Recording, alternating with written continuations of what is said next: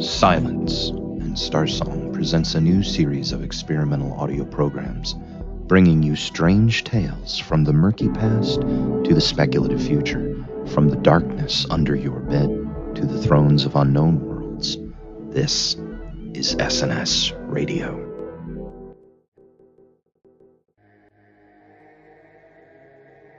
The forest had been there for millennia. After the flood, seeds carried on the wind had planted themselves in its new soil. The forest grew twisted and thick, laughing at ice storms. It did not fear the dry season when fires engulfed thousands of acres. Men had come into the forest long ago, disturbing it. These men bowed themselves to the will of the twisted trees and so became part of the forest. Their enemies became the forest's enemies. Whole legions of the Empire entered and were put to the sword in ambush and confusion. Their blood watered the pines, which grew more calloused and gnarled.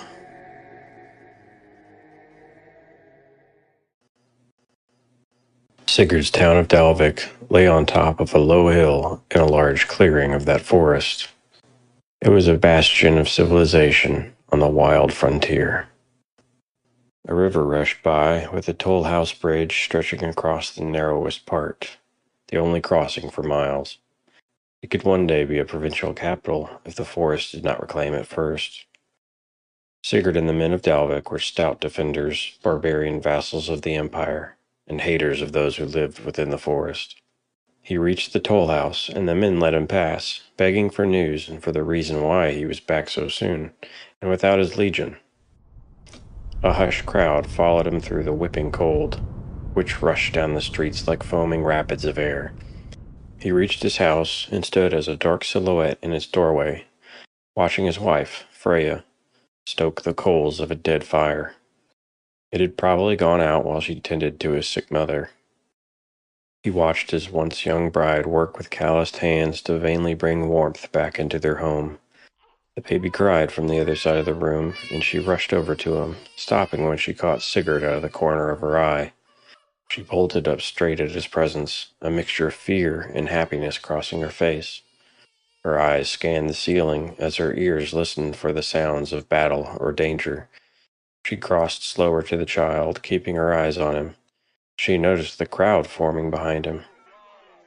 "Bring fire for my wife, and you shall hear my tale," he said. Minutes later, he was sitting by his hearth and drinking mead. His mother sat next to him while Freja sat at his feet, cradling the child. The elders sat with him while the rest of the town huddled outside in the cold, listening. Sigurd began. "My cohort found the remains of Odin on a strange pyre of stone. His spear, and these." Here he lifted up the remains of Odin's ravens, Hugin and Munin, "are the tokens of his death." Sigurd's wife looked up in confusion. Her skin was pale with the gentle touch of winter's sun. Her hair was red like the fire of war, and her eyes were green, once flashing with mischief, but now dull with the cares of the world. An elder silenced the gasps from the crowd. His hair and beard were long and gray. Wrinkles adorned his face like the rings of a tree.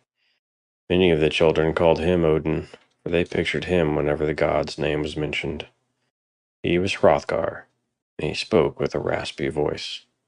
"Where is his spear? Where is Gungnir?" "My legate, Faustus, has took it," Sigurd responded. "Why?" the elder asked.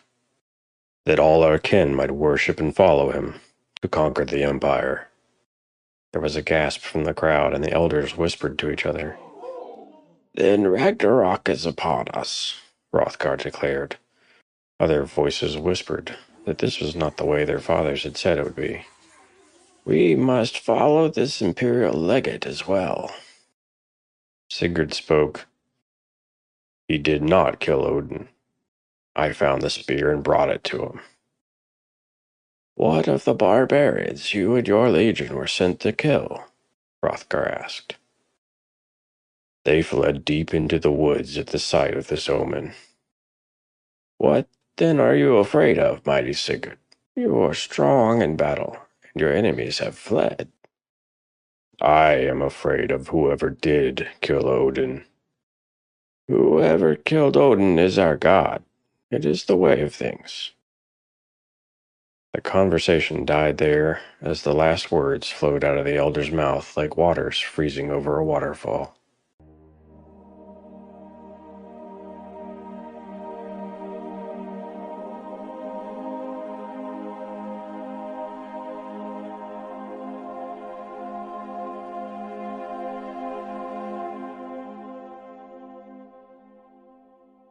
Sigurd's son, Tor, lay asleep between Freja and Sigurd. Freja rested her head against Sigurd's chest. In pain, she had borne him a daughter and 2 sons. Their daughter had died soon after birth, and their first son a few years ago in an accident on the frozen river. Each dead child took something from her. The joy of their newest child was tangled helplessly with the grief of his lost siblings. She was afraid to love, to give suck to something that could be carried away like snow on the wind. Yet she knew the child would die if she didn't love him, so she was driven to love and cherish again. Sigurd stroked Freya's hair, feeling her waning strength. She turned to him and asked, If the world does end, will we find our children again? Sigurd answered her, I had thought we might find them in the halls of my fathers, but now I wonder if death is like the ocean. The ocean is greater than the eye can see. Its currents rip, tear, and scatter everything. It is dark, cold, and bottomless. Sigurd sighed. He did not hear the halls of Valhalla anymore, the halls of his fathers. He knew she would not bear his despair, so Sigurd did what he had been trained to do, hold fast. The sun rose, albeit behind the steel gray of unbroken cloud, and Sigurd roused himself. He walked out past the town palisades, still under construction, and over to the toll bridge. The guards told him that close to the middle of the night, and very faintly, they had heard drums from somewhere deep in the forest. Through the night watches, the noise had grown louder until at dawn it stopped suddenly. Sigurd looked down at the river. It would not be more than a month before the river was frozen over enough for a man to walk across. He spent the day combing the dense forest, finding no trace or sound. Even the birds are silent. As the sun dipped low, he was forced to return to the bridge. That night they heard the beating drums again, closer now. Sigurd ventured again into the abyssal forest. An hour passed before he dashed back out of the trees and back to the bridge. What have you seen, Sigurd? Ivar, the captain of the guard, asked. Sigurd panted. A great host is moving in the night. Ivar asked worriedly. Hel and her forces? I could not tell what they were. They light no torches. Hrothgar spoke up. How many is this host? I could not count in the dark, but the sound of the marching was that of a legion. We must flee. They cannot cross this river. If we flee, then we will be overrun. Odin is dead. We have nothing left but our lives. We have our honor, Sigurd said. And if Hel has slain Odin, then she is the better. We have lost. If Hel is to take my life, then she will not take it from me willingly. Courage, Hrothgar. Is your life worth so much? The great host emerged from the trees. They carried no torches and appeared as a dark mass that flowed up to the river's edge. A single shape split itself off from the mass and walked to the toll bridge. Sigurd readied his axe. I speak for the daughter of Loki, slayer of Odin, the All-Father. By right, all that was his now belongs to Hel. You see, Hrothgar whispered to Sigurd. Then he asked the messenger, What does Hel demand of us? Perhaps the daughter of Loki could tell us how she killed Odin, Sigurd interrupted. The messenger paused for a moment. He was hooded, but still Sigurd could tell he was regarding him, measuring him before responding. She killed him with his spear, which she broke in his side. He dropped a broken shaft on the bridge before them.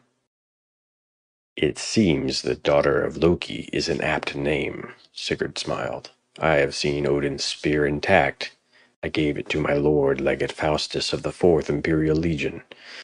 He will return swiftly and defeat your entire lying host. Crawl back into the forest. The messenger silently retreated off the bridge. There was a shout from the host, and the horde charged them. Hrothgar stepped in front of his men, arms out, pleading for peace, but was cut down by the foe. Sigurd swung his axe, feeling it thud into an enemy torso. The men behind him lowered their spears, impaling dozens who were pushed further down the spikes by their comrades behind them. The torchlight revealed dark, evil faces covered in soot and oil. Some looked like men with twisted faces, frozen in death pangs. Sigurd recognized many of the men from the barbarian army his legate had been sent to destroy. The horde leapt into the water under the bridge, but many turned back at the icy cold.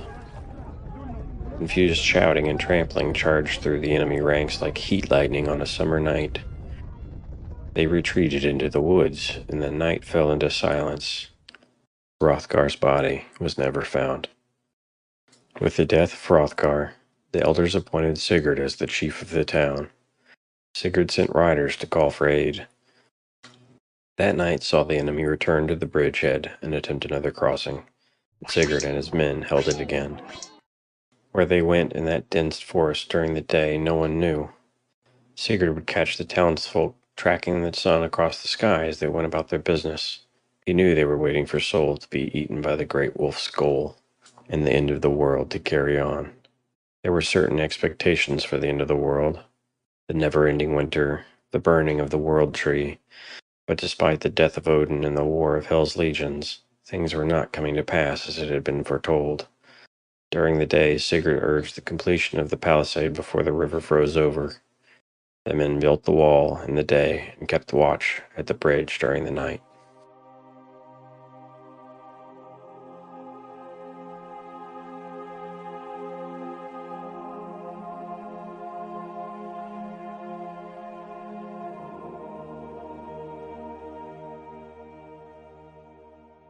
The winter solstice was fast approaching, and the ice had stilled the river's waters. Men whispered to each other that soon the toll bridge would need to be abandoned. Sigurd told them, Hell's legions cannot yet cross the thin ice. They carry weight. They are mortal. If they are mortal, then they can be beaten. One night, when the wind howled through the forest, overpowering even the drums of the waiting barbarians, Sigurd huddled in his house at the hearth. His wife rocked their son. Sigurd's mother huddled close to the flames, cloaked in furs. My son, you must not make the same mistake that I did. I was wrong to surrender myself to the man who killed your father. I was wrong to let him take me to wife. Sigurd stared at the fire, gripping his father's axe. Freja, still rocking the child, looked over to the old woman. She was far beyond her years. She had been old when Freja had first come to the village, a refugee of the border wars. Freja was a refugee. Her parents and siblings were slaughtered by the men of the forest. Sigurd had been there when she arrived, half dead. In all her hunger and all her thirst, she threw herself at his feet and begged for mercy.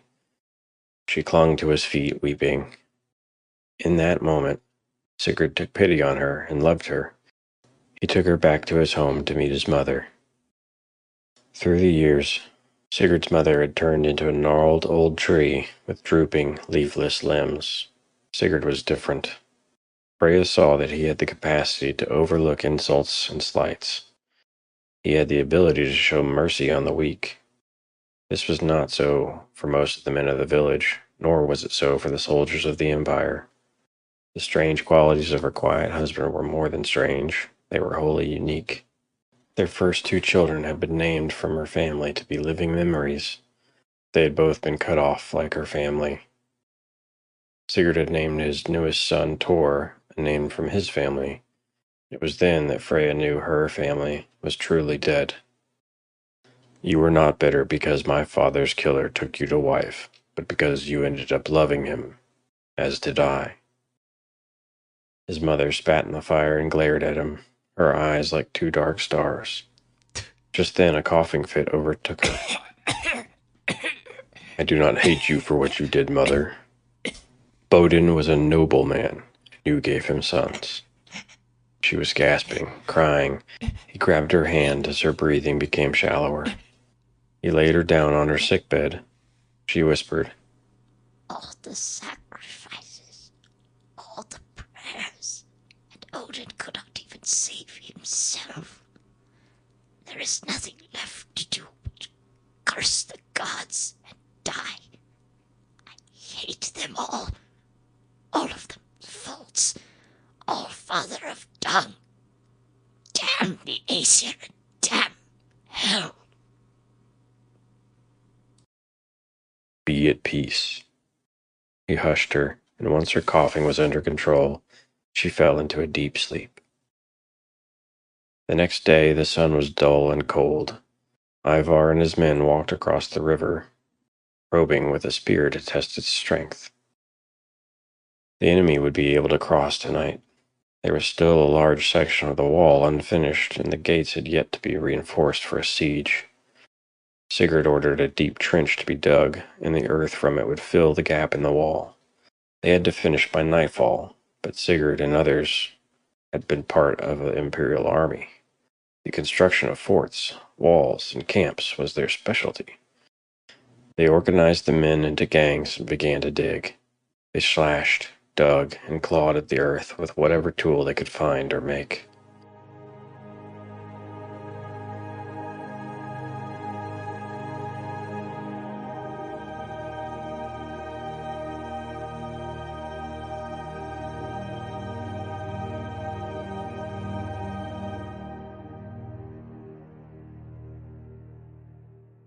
Tonight's episode is brought to you by the American Imperial Mining Company. Don't know where to spend your mandatory service? Consider mining in the asteroid belt. Serve a 5-year term, 6 months on and 6 months off. This adventurous assignment is only for bachelors, so no married men need apply. Capture and harvest the valuable ore that keeps our American empire a spacefaring nation. Fly the picket line and protect our vital mining rigs from stray debris. Become part of the Miners Guild and guarantee your tract of land on the Martian colonies. You could do it all. Serve the Empire today in AMCO.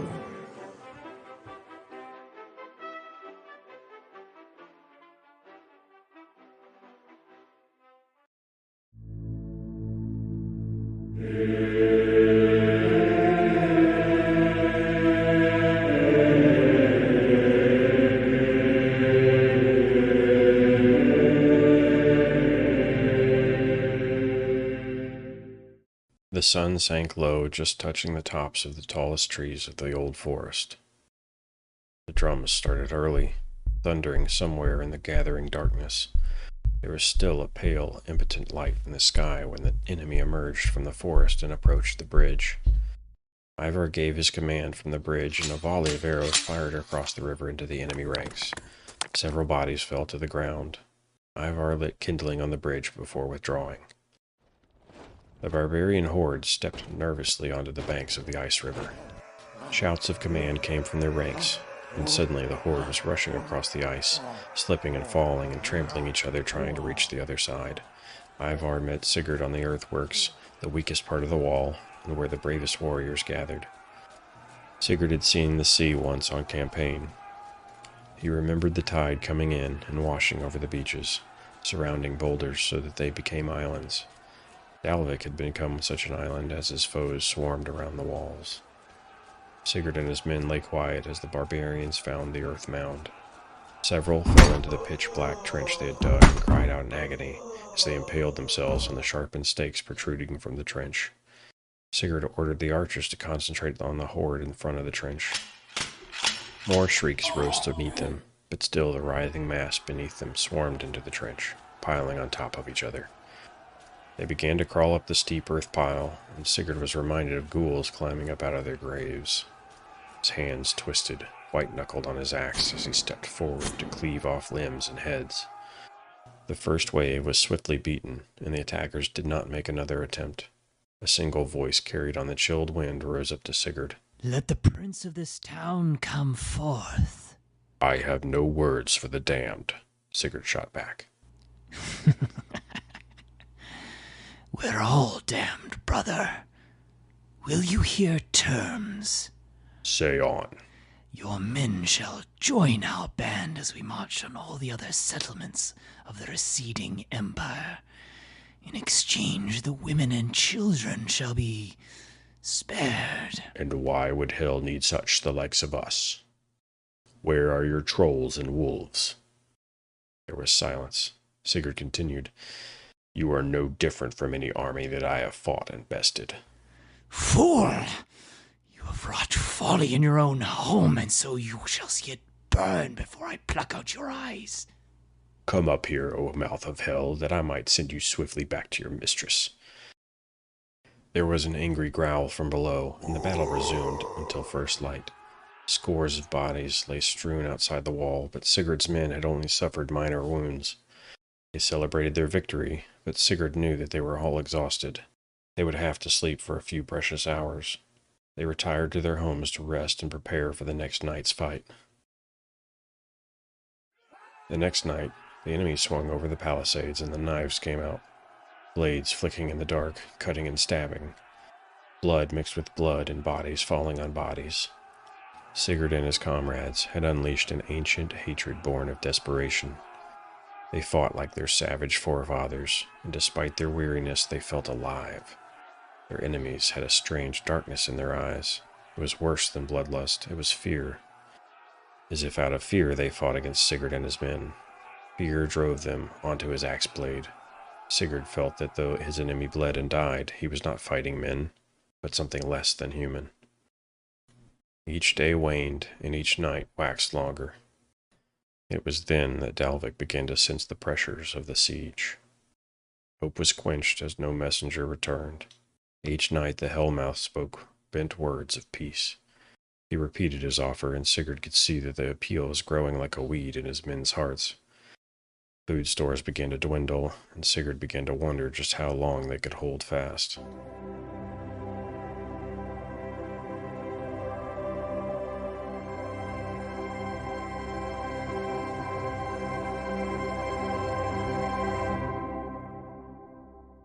Tonight's episode is brought to you by... You know that fruit flies are attracted to rotting fruit, right? They sense the weakness of the thing. They're scavengers. Right, sure. Carrion birds are attracted to dead or near-dead animals. What's your point? Has Carrie recovered from her miscarriage? No. She doesn't talk to me anymore. It's like she's dead. Pastor, what are you trying to tell me? The entity that is crouching on your back porch is a kind of carrion bird of the soul. Save your wife, and it will go seek some other near-dead thing. She doesn't have a lot of time left.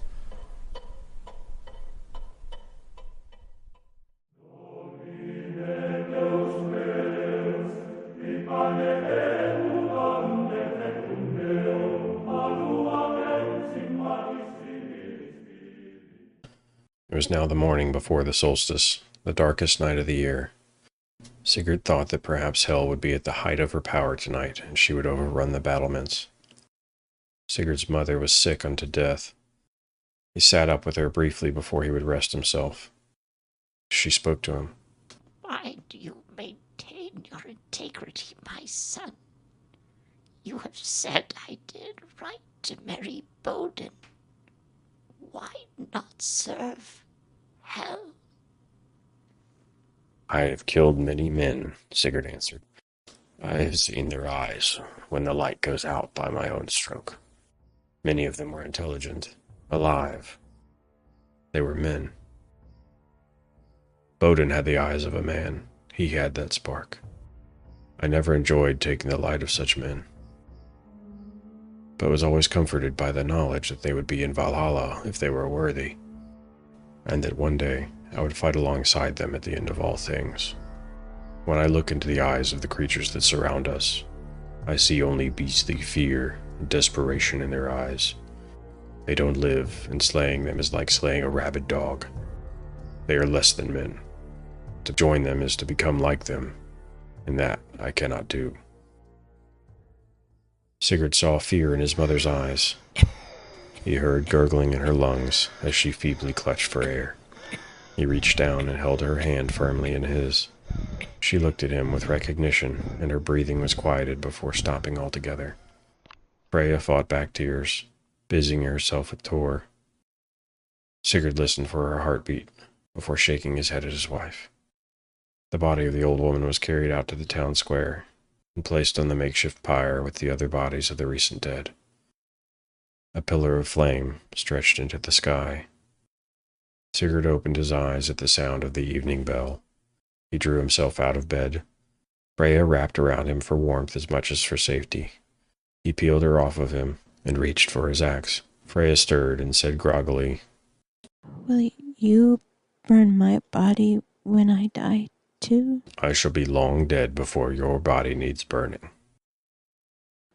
I dreamt I was in a lowly stable, and then I was in a large hall with a fire roaring and meat roasting on the spits.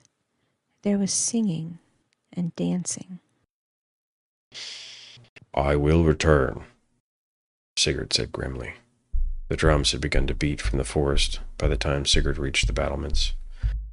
Ivar handed Sigurd a drink, the last of the mead to toast the solstice. They watched as the enemy once again surrounded Dalvik. He tightened the grip on his axe and braced himself. Their war cry was louder and more terrible than ever. It was as if the solstice had made them stronger, more deadly. Just then a terrible wind blew through, extinguishing every torch and hearth as it careened through the town. It blew hard and strong. Sigurd could not hear his men speak even though they were shouting. The moon was new, and without the light of the torches they descended into utter darkness. Sigurd waited as a dead calm settled over the battlefield. He heard the sound of the horde clambering up the steep slope of the earthwork, and readied himself for his final stand at pitch blackness. Just then the clattering of shields and axes erupted through the enemy camp, as if they were cutting each other's throats. Sigurd and his men waited atop the wall, their hearts gripped with terror and curiosity as the solstice night wore on.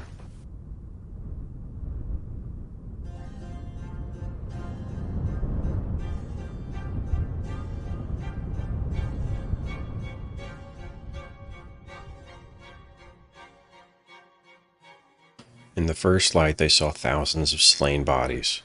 Ravens and crows fell on the bodies and began their solstice feast.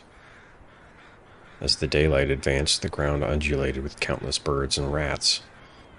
Many of Dalvik thought to offer up incense to Odin before remembering that he had fallen. A path appeared, a strip of white snow which no body or creature interrupted. A figure in a brown robe shambled down the path which led to the gates of the town. Sigurd ran to that side of the wall to meet the stranger. He could see the man was old, but not broken by age. The robe was tattered and worn, but the man held himself with pride. He stopped at the gate, looked up, and spoke. Who among you is chief? I am Sigurd, defender of this town. Who are you, sir, and tell me if you know of the carnage that happened here last night? The robed man smiled up at him. It was a smile full of great kindness. He looked around at the slain, and the smile changed to a look of scorn. The birds and rats had finished, only bones and armor remained.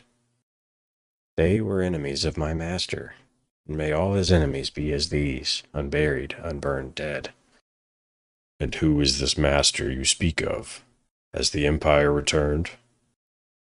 A new empire has come.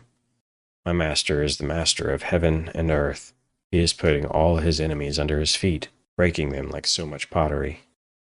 The gods are dead, or at least the chief of the gods. You are right to say that your gods are dead. I lit the fire that burned Odin on his pyre, as well as many others. It was my master who slew them, as well as Hell and all her demons. What you fought was but a remnant of her forces, trying to escape their doom. Sigurd knew the man was telling the truth. He felt it in his bones. He grabbed the rope ladder and climbed down to meet the man. When he reached the man, he asked, "Who are you?" "A messenger of good news. My God has slain your gods, but he has also slain your gods' enemies. You may now serve the true God with worship, and you shall have life eternal." "And if we should oppose?" Sigurd asked. He looked into the old man's eyes, to be sure. He saw a quickened brightness, a spark. The man was alive. The robed man smiled again. "There is no opposition to God and his anointed. Look around you." "What must we do to show our allegiance?" "You must be born again." "What? How?" "The river." Sigurd looked at him, and then realized he heard the rush of running water. The river had thawed. Sigurd had the gates forced open, and the town came out to see the stranger. Clouds of winter parted to reveal a blue sky clear and clean. He preached with a loud, commanding voice. They hung on his every word. Sigurd didn't see Freja, so he ran back to their home. He entered to find her cradling young Tor. What strangeness. I hear people leaving these walls. It was so dark last night. I thought we had died. "Come with me, woman. Bring the child. Come with me and live." Sigurd led his people, following the servant of God to the river. The old man waded into the living water and turned back to face the crowd. No one moved for a long moment, and many doubted. Sigurd dropped off the bank and plunged into the shoals near the burned bridge. He began to walk towards the man. The servant of God cupped his hands with water and said, "In the name of the Father, and the Son, and the Holy Ghost." The water was different.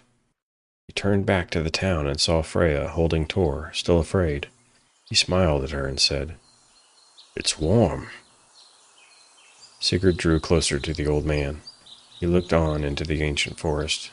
Somehow the trees were less twisted and less menacing. Instead of a forest of thistle and brambles, it seemed like a forest of fruit trees and lumber. Sunlight rained through it, and on those sunbeams, strings of gossamer danced in the clear winter air, catching the light, shining like sparks. The world had changed.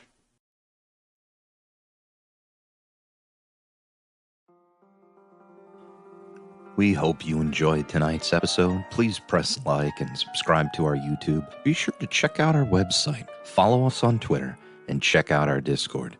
See the links in the description. If you like this production, we're sure you'll enjoy the strange tales and high adventure of our Silence and Starsong magazine. You can find our previous issues on Amazon. Be sure to pick up a copy and leave us a review. Script by T.R. Alexander. Narration characters by Dan Buker. Freja by Sadie Kohlhoff. Mother and Helmouth by Carson Spratt. Audio production by Dave Kohlhoff.